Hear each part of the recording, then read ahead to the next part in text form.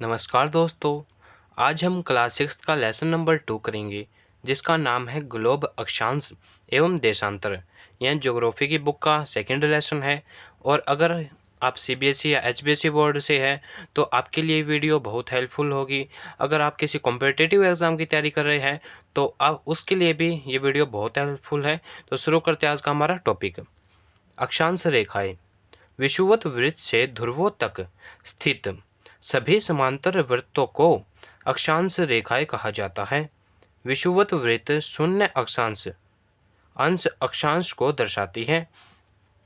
इस प्रकार 90 डिग्री अक्षांश उत्तरी अक्षांश उत्तर ध्रुव को व 90 डिग्री दक्षिणी अक्षांश दक्षिण ध्रुव को दर्शाती है।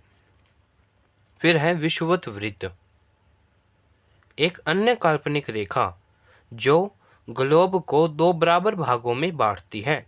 इसे विषुवत वृत्त कहा जाता है।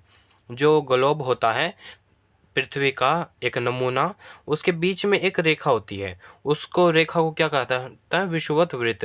वह पृथ्वी को दो बराबर भागों में बांटती है। यह एक काल्पनिक रेखा होती है, मतलब कि हम मानते हैं यह दरअसल कोई पृथ्वी पर ऐसी रेखा नहीं है, हम मानते हैं इसको। ठीक है। पृथ्वी के उत्तर में स्थित आधे भाग को उत्तरी गोलार्ध तथा दक्षिणी वाले आधे भाग को दक्षिणी गोलार्ध कहा जाता है। जो उसके ऊपर का पार्ट है वो कहलाएगा उत्तरी गोलार्ध और जो उसके नीचे का पार्ट रह जाता है वो कहलाता है दक्षिणी गोलार्ध। नोट है कुछ। उत्तरी गोलार्ध में कर्क रेखा, जो कर्क रेखा है वो उत्तरी गोलार्ध में कितने डिग्री से होकर जाती है? उत्तरी अक्षांश में 23.5 डिग्री से होकर जाती है। दक्षिणी गोलार्ध में मकर रेखा 23.5 डिग्री दक्षिण में। ठीक है। विषुवत वृत्त के उत्तर में उत्तर ध्रुव वृत्त 66 डिग्री उत्तर में। विषुवत रेखा के दक्षिण में दक्षिण ध्रुव 66 डिग्री दक्षिण में। उष्णकटिबंध, कर्क रेखा एवं मकर रेखा के बीच के सभी अक्षांशों पर सूर्य वर्ष में एक बराबर दोपहर को सिर के ठीक ऊपर होता है, इसलिए इस क्षेत्र में सबसे अधिक ऊष्मा प्राप्त होती है तथा इसे उष्णकटिबंध क्षेत्र कहा जाता है। ये हमारी पृथ्वी हो गई ऐसे। जो इसके बीच से ये रेखा जा रही है ये कौन सी है? विषुवत रेखा। ठीक है, विषुवत वृत्त। और जो इसके ऊपर है उत्तरी गोलार्ध में कर्क रेखा, जो ये जा रही है यहाँ पे है ये कर्क रेखा। और जो इसके नीचे ये है दक्षिण गोलार्ध में मकर रेखा, ये हो गई इसकी मकर रेखा। और जो उष्णकटिबंधीय क्षेत्र कौन सा है? ये वाला क्षेत्र। ये वाला क्षेत्र क्या कहलाता है? उष्णकटिबंधीय क्षेत्र। जो कर्क रेखा एवं मकर रेखा के बीच के सभी अक्षांश पर सूर्य की वर्ष में एक बराबर दोपहर को सिर के ठीक ऊपर होता है। जो सूर्य होता है वह बिल्कुल इसके सिर के ऊपर होता है, इस पार्ट में होता है। ठीक है। और इसी को क्या कहा जाता है? उष्णकटिबंधीय क्षेत्र, जो मकर रेखा और कर्क रेखा और मकर रेखा के बीच का पार्ट है। ठीक है। अगला है शीतोष्ण कटिबंध। उत्तरी गोलार्ध में कर्क रेखा एवं उत्तर ध्रुव वृत्त तथा दक्षिण गोलार्ध में मकर रेखा एवं दक्षिणी ध्रुव वृत्त के बीच वाले क्षेत्र का तापमान मध्यम रहता है, इसलिए इन्हें शीतोष्ण कटिबंध कहा जाता है। इसको क्या कहा जाता है? शीतोष्ण कटिबंध। कौन से पार्ट को?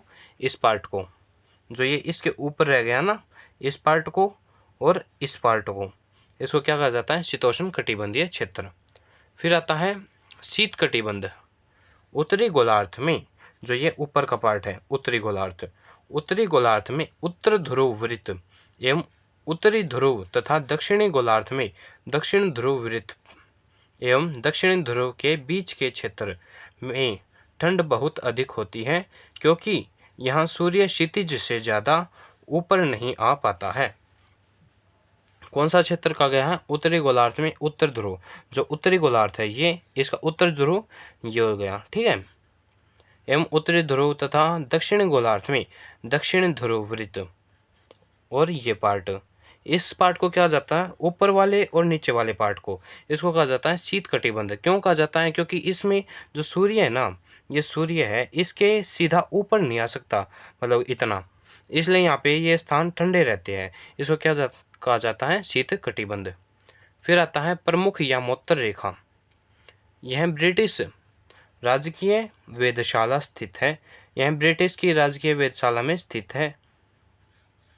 से गुजरने वाली यमोत्तर से 180 डिग्री पूर्व या 180 डिग्री पश्चिम की ओर गणना करते हैं। इसका मान 0 डिग्री देशांतर है। प्रमुख यामोत्तर मतलब जहाँ से ये स्टार्ट होती है 0 डिग्री, ये इसका केंद्र माना गया है पूरी पृथ्वी का, 0 डिग्री देशांतर। नोट: पृथ्वी 24 घंटे में अपने अक्ष पर 360 डिग्री घूम जाती है। मतलब कि जो पूरी ये हमारी पृथ्वी है, ये इस सूर्य का एक चक्कर कितनी देर में पूरा करती है, 24 घंटे में।